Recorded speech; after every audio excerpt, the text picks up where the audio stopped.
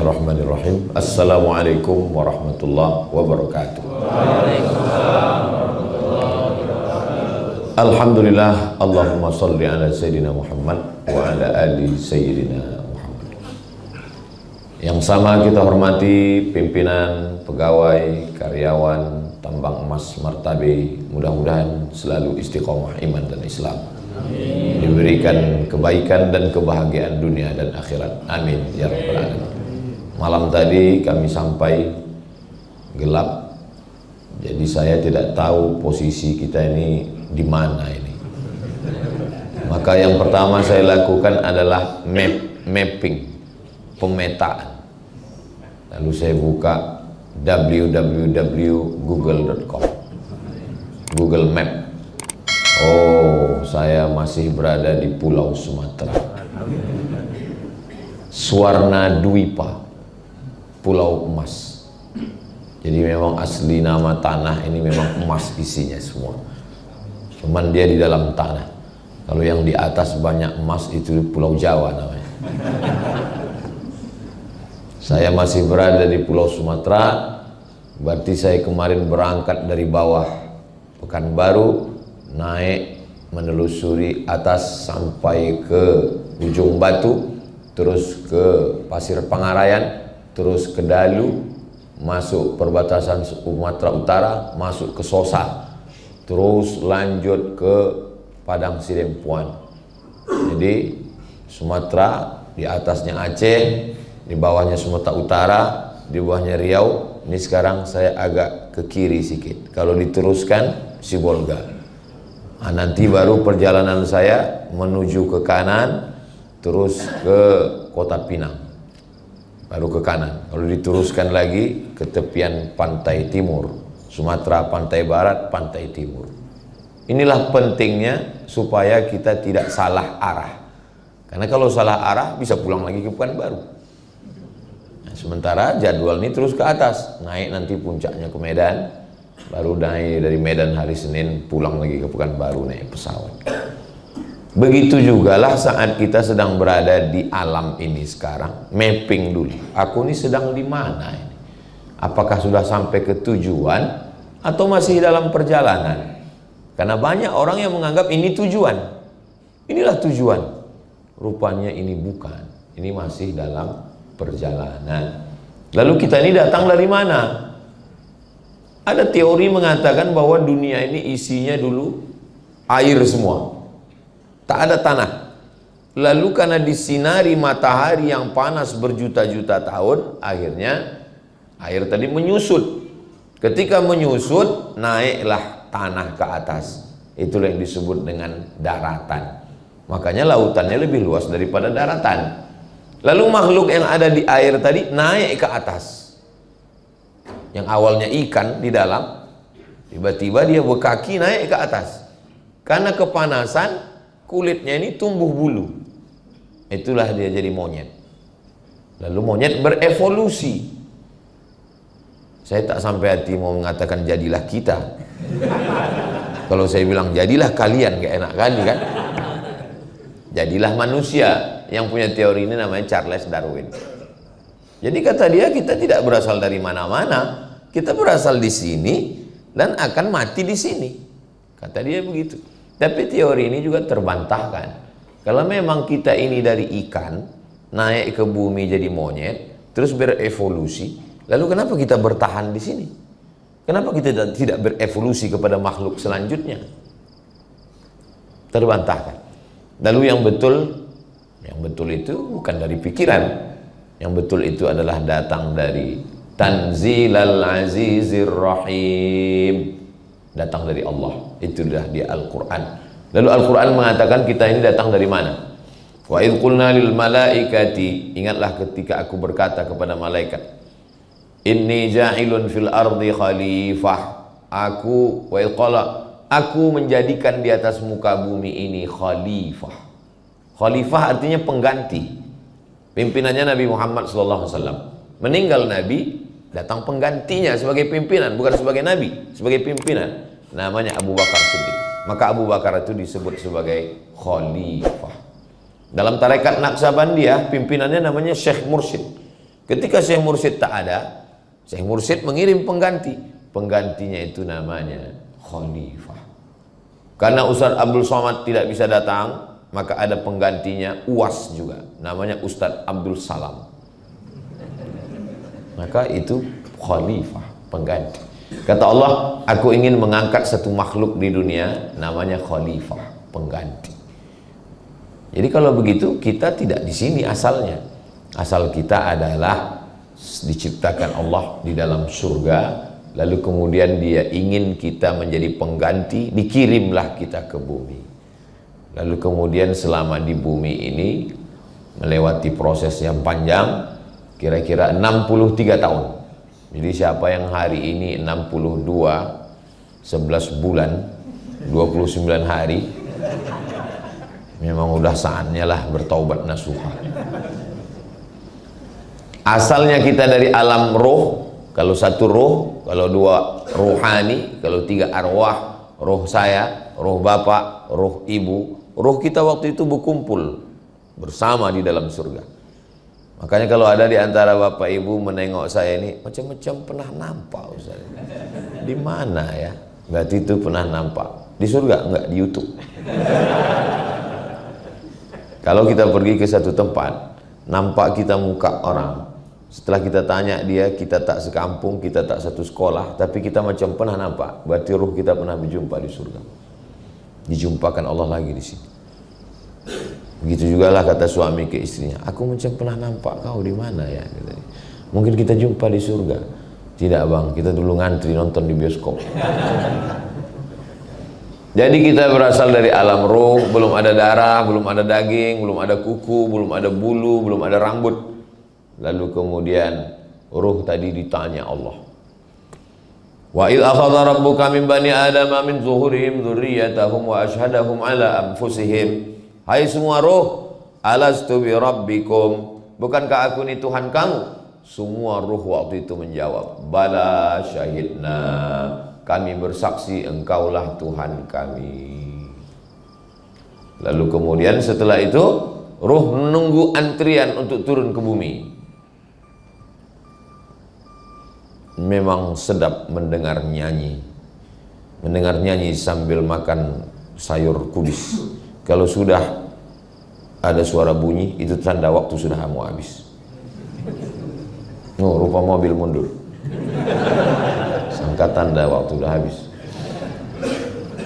Lalu roh tadi ngantri menunggu turun ke bumi, tempatnya menunggu siap. Apa nama tempatnya itu? Inna ahadakum yujma'u khalquhu fi batni ummihi arba'ina yawman nutfah, 40 hari dalam bentuk sperma. Thumma yakunu 'alaqatan mithla dhalik, 40 hari dalam bentuk darah. Thumma yakunu mudghatan mithla dhalik, 40 hari dalam bentuk daging. 40 hari air, 40 hari darah, 40 hari daging. Thumma yursalul malaku, dikirimlah malaikat membawa ruh dari surga masuk ke rahim. Kebetulan malaikat yang membawa ruh tadi masuk ke rahim orang Jawa Barat. Kumaha atuh damang. Masuk ke rahim orang Aceh. Puhaba. Masuk ke rahim orang Makassar. Agak kareba. Masuk ke rahim orang Jawa. Pripun kabari panjenenganipun? Masuk ke rahim orang Batak, biar dua kita sesudahnya.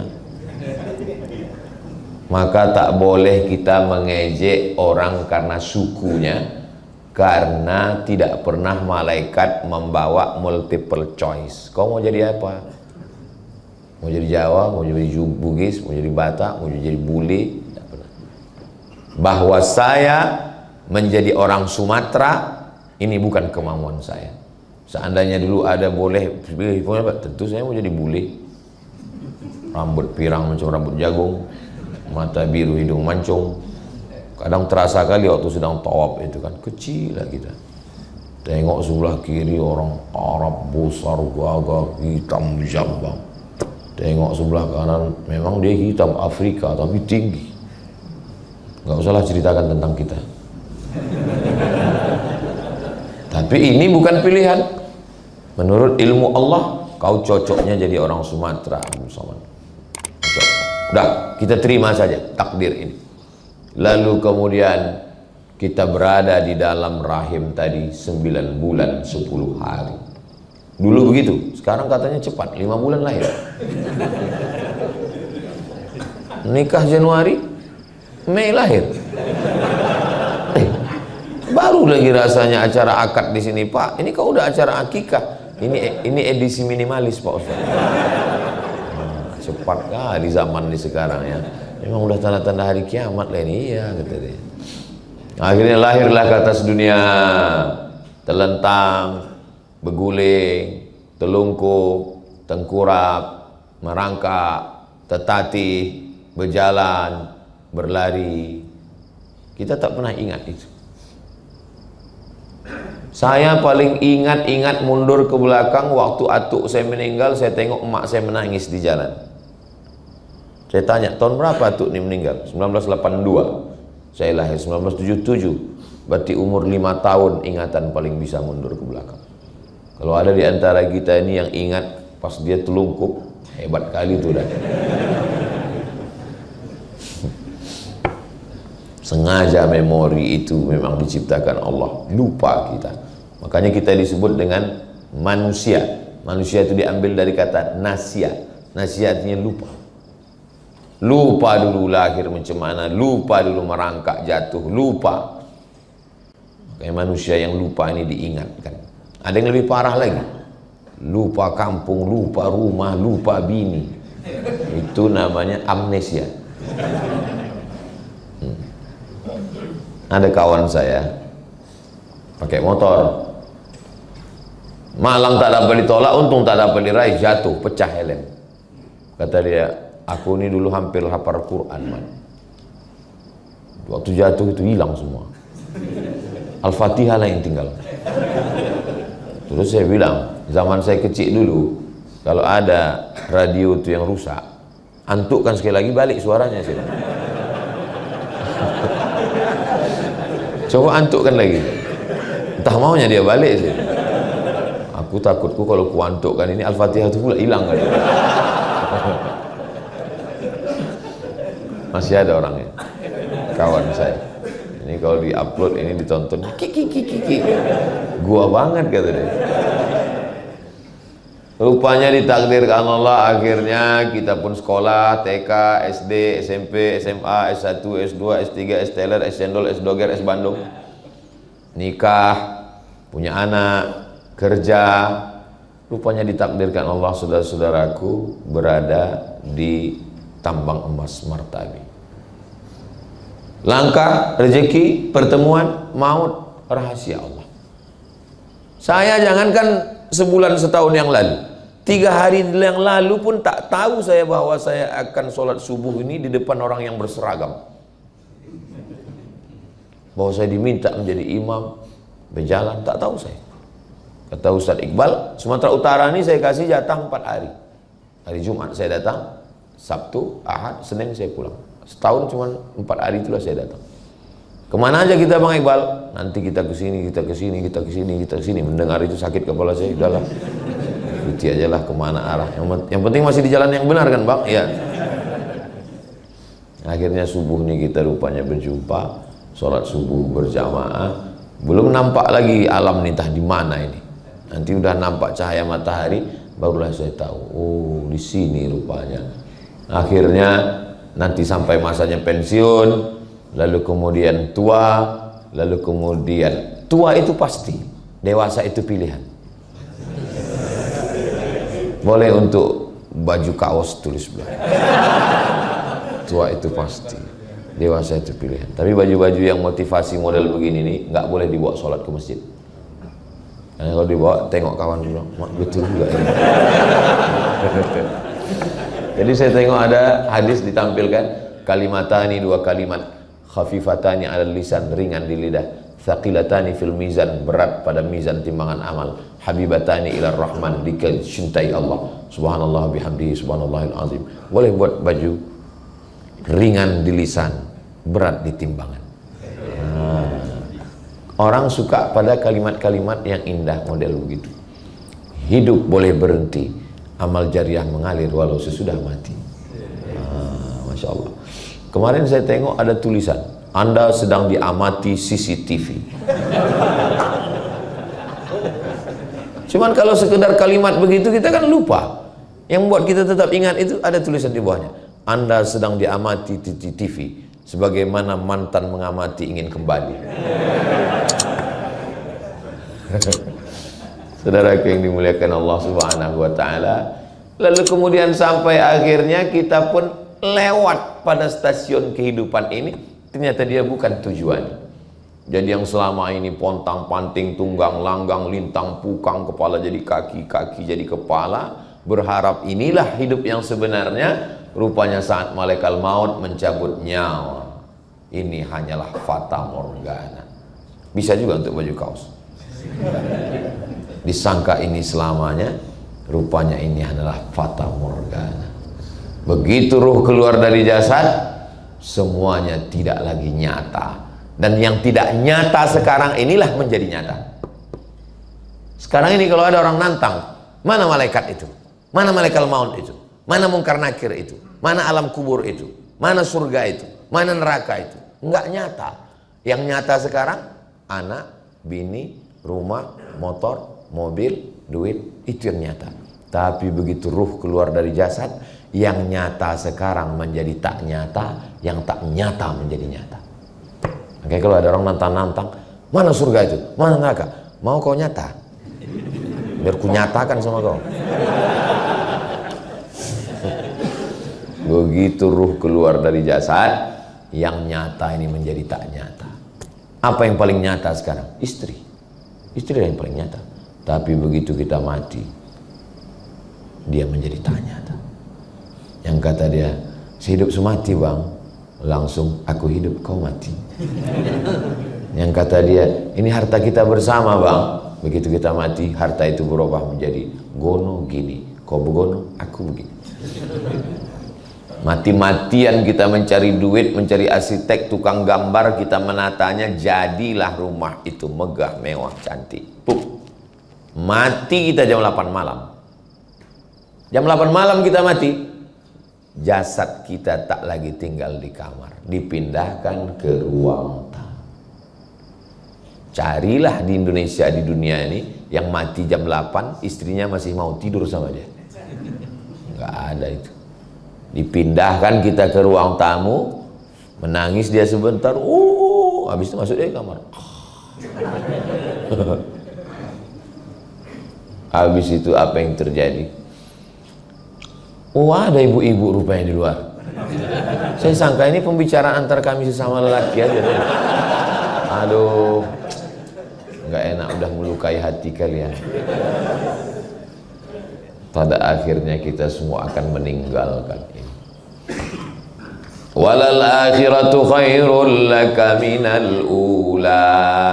Yang akhirat itulah lebih utama daripada yang di sini.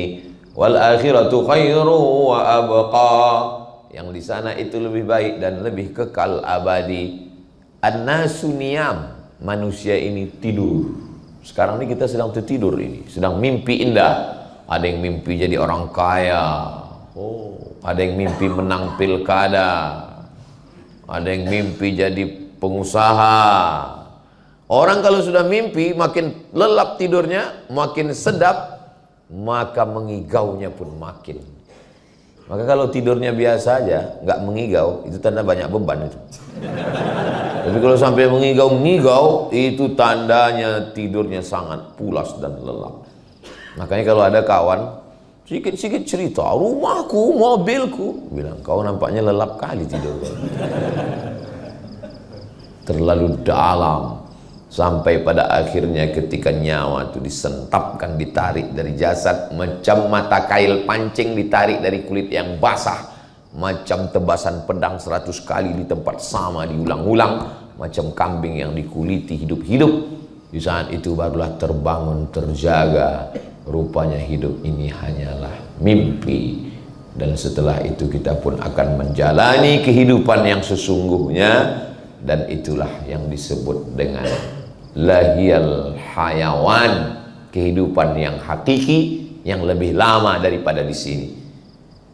Imam Syafi'i lahir 150, meninggal 204. Lahir 150 di Gaza, Palestina. Semoga Allah menolong saudara kita dari Palestina. Meninggal 204 di Mesir, makamnya di Mesir. Berarti hidup di atas di dunia ini cuma 54 tahun. Saya sekarang 47. Kalau 54, 7 tahun lagi aku mati. Emak, ngeri-ngeri sedap juga ya. Cuman 54 tahun umur Imam Syafi'i. Meninggal tahun 204. Sekarang tahun 1446. Berarti dia sudah di alam barzah, alam kubur 1200 tahun lebih. Lebih lama di atas tanah atau dalam tanah? Lebih lama dalam tanah. Tapi yang dipersiapkan orang apa sekarang kok ditanya? Apa yang kau persiapkan? Alhamdulillah Pak Ustadz, untuk pensiun ini saya sudah siap. Tabungan saya ada di bank Pak Ustadz, dalam bentuk duit. Nah, karena kebetulan saya kerja di perusahaan emas, adalah beberapa kilo Pak Ustadz.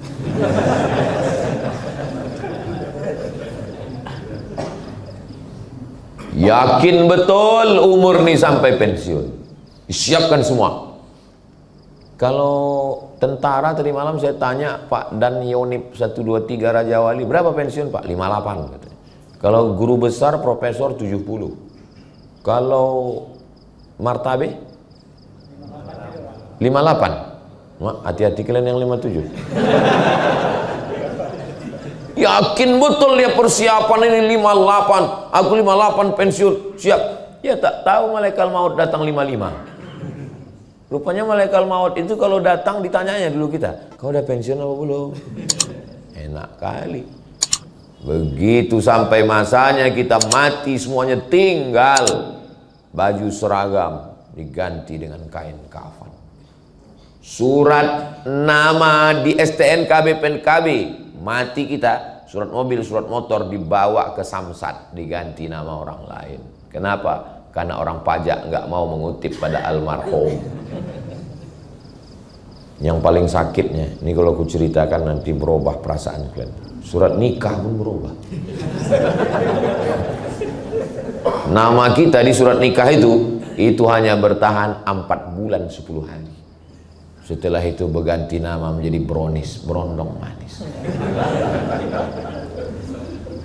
Memang sekarang kalian senyum, tapi pas pulang dari sini nanti, aku yang khawatirkan berpengaruh pada etos kerja ini.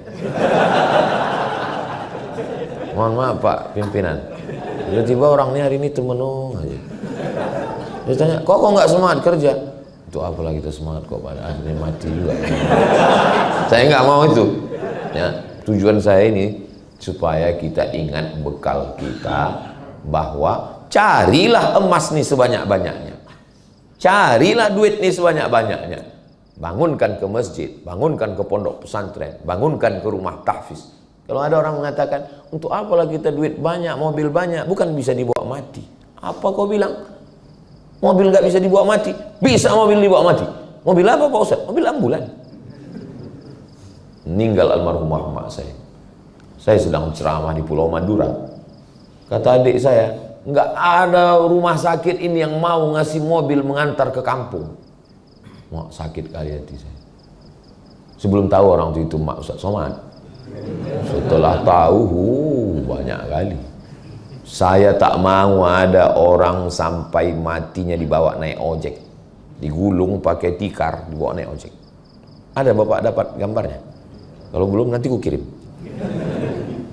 Saya mesti ada mobil. Saya bilang ke yayasan, mesti ada mobil ambulan. Alhamdulillah, sekarang yayasan kami Tabung Wakaf Umat sudah ada 2 ambulan. Yayasan Zayan Insani Sejahtera ada ambulan, 1 ambulan.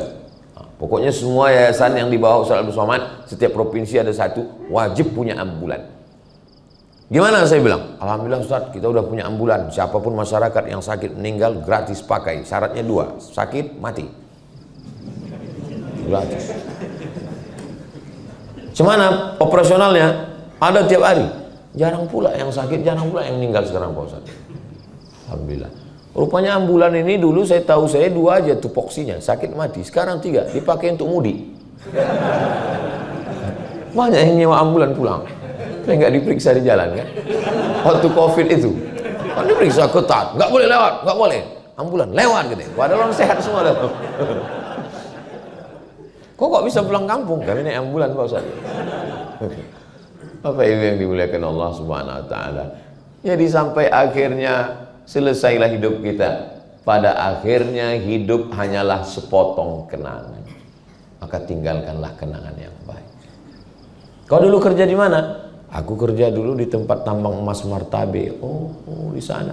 Siapalah kawan kau yang paling kau ingat di tempat kerja kau? Ada 2. Yang satu itu baiknya ya Allah, macam saudara kandung. Yang satu itu hancur kalian. Ada setiap beban akulah yang jadi apa? Beban kerja ke aku juga. Beban absen ke aku juga. Beban hutang ke aku juga. Curiganya aku tuh dia memang dari tanah, tapi mungkin dari tanah timbul tercipta dia. Saudara yang dimuliakan Allah Subhanahu wa taala, pada akhirnya menghembuskan nafas yang terakhir. Kalau bisa waktu kita lahir dulu semua orang ketawa menyambut. Oh, senang. Dan waktu kita mati semua orang menangis. Waktu kita lahir yang menyambut ketawa, kita menangis. Tak tahulah ya. Setahu saya belum ada lagi anak lahir ketawa. Kok lahir dia ketawa, kita pula pucat.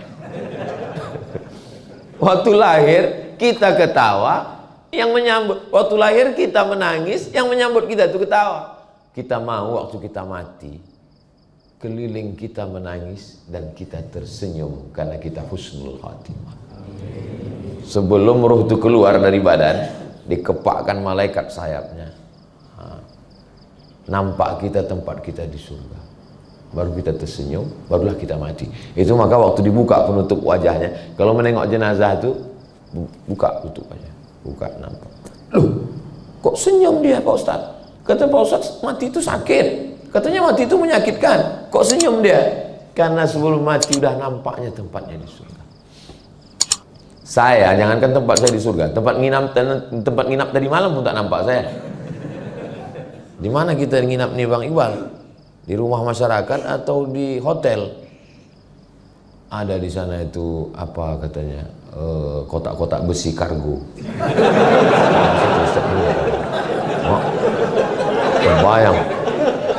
Terbayang aku apa? Orang Meksiko ke Amerika yang terkunci di film-film barat itu kan. Tidur di kargo aku malam ini. Rupanya pas masuk ke dalam fasilitas hotel bintang 5, luar biasa nyaman kali. Pas tadi malam tuh tidur, belum tidur kali, pas mau tidur, nampak saya makhluk besar tinggi naik ke atas tempat tidur itu. Saya bilang, jangan kau ganggu aku, sesama saudara jangan saling mengganggu. Bismika Allahumma ahya wa amut. Tidur. Bukan mau nakut-nakuti yang punya kamar tuh.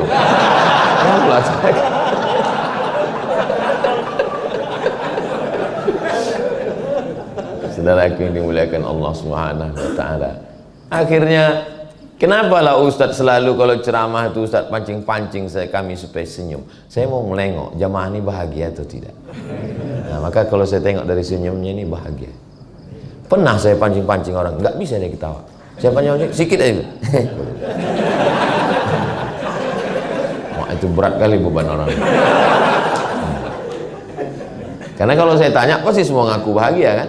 Apakah jamaah yang ada di Martabe bahagia? Bahagia. Saya nggak mau nanya orang kayak gitu. Saya pancing, tapi dia tengok senyumnya, kok aku tengok ini nggak ada beban ini orang. Tapi nggak tahu juga lah kita kan. Saudaraku yang dimuliakan Allah. Tadi saya dikasih tahu, besok kita sholat subuh. Habis sholat subuh itu Ustadz menjawab pertanyaan katanya. Nah, biasanya kertasnya udah ditumpuk. Pas saya tanya, ada pertanyaan. Orang ini mau mencoba Ustadz menyanyaknya itu pakai telepati. Jadi tengoknya gini. Saya bilang ilmu saya belum sampai ke situ. Jadi kalau mereka tak nulis, sampaikan aja. Maka tadi kata Bapak Ustadz Somad, nanti ada 2 pertanyaan, 2 dari laki-laki, 2 perempuan. Nggak masalah, sebanyak apapun nggak apa. Apalah susahnya membaca pertanyaan kan? Yang bisa saya jawab, yang nggak bisa saya bawa pulang. Nanti baru saya jawab dari Pekanbaru, di-upload, ditonton di channel Ustadz Abdul Somad Official. Subscribe, like, share, and comment. Nah, jadi lebih kurang setengah jam. Tadi dari jam 5.20, sekarang jam 6 kurang 10, 30 menit saya sampaikan materi. Intinya bahwa ini bukan tempat kita. Makanya kita tak nyaman di sini. Karena tempat kita yang asli nanti kita diundang oleh Allah. Ya ayyatuhan nafsul mutmainnah, wahai jiwa yang tenang, irji'i, pulanglah. Ini bukan tempat kau. Irji'i, pulanglah. Ila rabbiki radiyatan mardiyah, pulang dalam keadaan bahagia. Fadkhuli fi ibadi, masuklah bersama hamba-hambaku. Wadkhuli jannati, masuklah ke dalam surgaku. Mati itu membahagiakan. Makanya kalau ada orang yang takut mati, kau takut mati? Aku takut kali Pak Ustaz. Berarti takut pulang kampung. Kalau ada orang takut pulang kampung, berarti ada masalah di kampung. Tapi orang kalau udah mau dekat Idul Fitri, oh senang kali. Disiapkan semua, baju baru, rumah baru, bini baru. Mau pulang kampung. Semua baru, mobil baru dari Dialer, baru DP. Kredit 4 tahun. Bunyi klaksonnya pun bunyi kredit. Saudara yang dimuliakan Allah Subhanahu wa taala, akhirnya kita akan mati bersama kita di martabe ini berkumpul. Begini juga lah nanti kita berkumpul di surga jannah. Nanti ketika kawan-kawan, sahabat-sahabat keluarga besar martabe ini masuk ke dalam surga, yang pertama kalian cari adalah Abdul Somad. Malaikat Ridwan, iya. Kami udah 3 hari di sini nggak nampak kami Ustaz Somad. Apa transit dia? Kata malaikat, dia udah lama nunggu kalian di ruang VVIP. Amin. Begitu cara saya supaya dapat amin kalian. Nah, bersama kita insya Allah. Pak Ustadz, nanti aku kalau di surga itu sama kawanku itu yang satu kerja itu. Iya. Masa sama dia juga lagi di surga Pak Ustadz? Sedang di dunianya sudah hancur kali bersama dia. Wa naza'na ma fi sudurihim min ghillin, segala sifat-sifat jelek di hati mereka kami cabut. Maka di surga itu nanti tak ada lagi sifat jelek. Dan di surga itu umurnya masuk surga itu antara 33, 32, 30, 31. La yadkhulul jannata ajuz, orang tua tak masuk surga. Oh, nangislah orang tua nih. Kenapa kau menangis, kata Nabi? Orang tua tak masuk surga. Kata Nabi, bukan orang tua macam kau tak masuk surga. Sesudah masuk surga nanti umur itu 30, 31, 32, 33. Saya dulu tak paham, apa maksud masuk surga itu 30, 31, 3. Rupanya umur yang paling enak itu 30, 31, 32, 33. Kalau udah sampai di atas itu 40, 45, 50, macam mobil yang udah dipakai 5 tahun. Dia pencet klakson keluar air.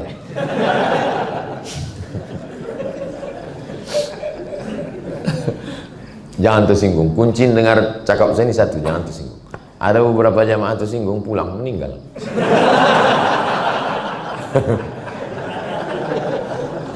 Lama saya bayangkan. Bayangkanlah kalau kita masuk surga umur 70, dikasih bidadari, apa yang bisa kita lakukan? Jadi balik nanti kita umur yang paling enak itu umur 30, 31, 32, 33. Ustaz umur berapa sekarang? Kalau perasaan 27. Umur ini kan bukan masalah angka, masalah rasa kan. Maka saya kalau ditanya orang, Ustaz umur berapa? Menurut hitungan Komariah apa Syamsiah? Muharram Safar apa Januari? Ustaz umur berapa? Pusat ke atas apa pusat ke bawah? Saudaraku yang dimuliakan Allah SWT, mudah-mudahan kita semua istiqomah dan mati husnul khatimah. Masih ada waktu beberapa menit, masih ada 25 menit lagi karena terbit 69. Lewatkan 12 menit berarti 6.21. 6.22 kita sudah bisa sholat sunat isyraq 2 rakaat. Sholat subuh berjamaah, duduk berzikir, ingat Allah, terbit matahari, lewatkan 12 menit, sholat sunat isyraq 2 rakaat, dapat pahala macam haji dan umrah. Hadisnya hadis hasan, tidak ada diragukan dalam Sunan Tirmizi. Maka nanti habis itu kita sholat masing-masing. Kok kenapa tak ikut sholat? Kok keluar? Aku mau ini on time ini aku bekerja. Tadi udah dikasih tahu, hari ini nggak on time kali. Sunat, tidak wajib, tak apa-apa kalau tidak sholat. Tidak sholat ini, bukan sholat zuhur wajib, isya, maghrib. Itu yang dapat saya sampaikan. Ada beberapa pertanyaan, jangan kemana-mana, kita lanjutkan setelah yang satu ini. Terima kasih. Assalamualaikum warahmatullahi wabarakatuh.